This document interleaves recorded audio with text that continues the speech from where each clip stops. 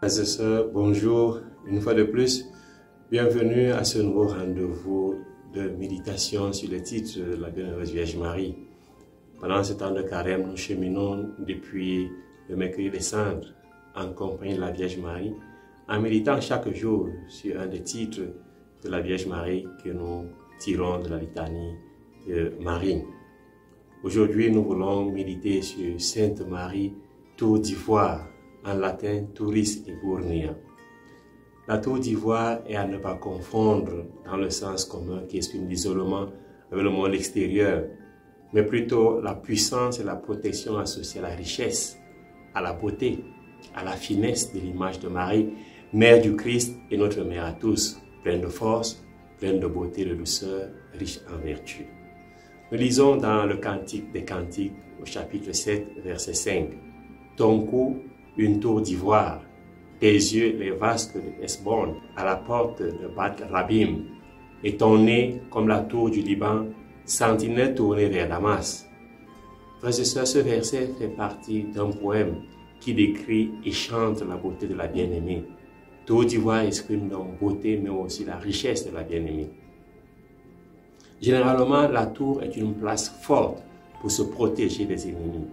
Ainsi, l'Église, par la Vierge Marie, et pour chacun de nous, a cette place forte, ce refuge dans les dangers, par lesquels nous sommes forts contre les ennemis. En elle, nous aussi, nous trouvons le repos et la paix. Ce qui est la force de cette tour, c'est l'amour et la grâce de Dieu avec elle. La tour est aussi une forteresse à partir de laquelle nous pouvons nous préparer pour attaquer l'ennemi, comme David partait de la cité de David pour ses campagnes militaires. Puis l'ivoire. L'ivoire est un produit précieux qui exprime la splendeur, la beauté, mais aussi la richesse d'une personne ou d'un objet. Le trône de David était en ivoire, revêtu orné d'or. Nous lisons dans le premier livre des rois au chapitre 10, versets 18 à 20. Le roi fit aussi un grand trône d'ivoire qu'il plaqua d'or affiné. Dans aucun royaume on ne fit chose pareille. Frères et sœurs, par ce texte, nous voyons que l'ivoire est signe de richesse, signe de puissance, mais aussi signe de royauté et de beauté. Marie Tour d'ivoire est puissante et belle. Elle est reine et riche. D'abord, Marie est puissante par la puissance de son Fils. Cette puissance a été manifestée à Cana lorsque, par son intervention, Jésus, son Fils, a transformé l'eau en vin alors que son heure n'était pas encore venue. Marie est aussi tour d'ivoire parce que cette tour est faite d'ivoire précieuse et solide, resplendissant de blancheur, symbole de pureté. Marie nous indique le chemin de la sainteté à travers la beauté, la pureté, et nous détourne du chemin sombre et triste du péché. Elle nous invite à tourner notre regard vers la splendeur de la grâce de Dieu. Marie est tour d'ivoire, un refuge et un havre de beauté.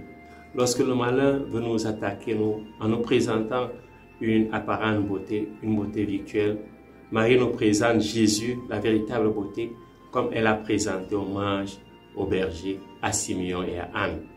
Elle devient la tour d'ivoire, le havre de beauté, où nous pouvons nous réfugier et découvrir et contempler la véritable beauté, car elle est comblée de grâce et parce qu'elle a été prise sous l'ombre de l'Esprit Saint.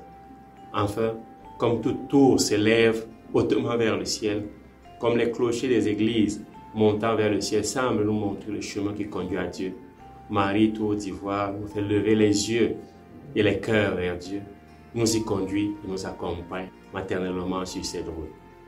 Frères et sœurs, en ce temps de carême, invoquer Marie comme tour d'ivoire, c'est lui demander d'être pour nous refuge dans le danger, d'être auprès de nous pour nous conduire à Dieu.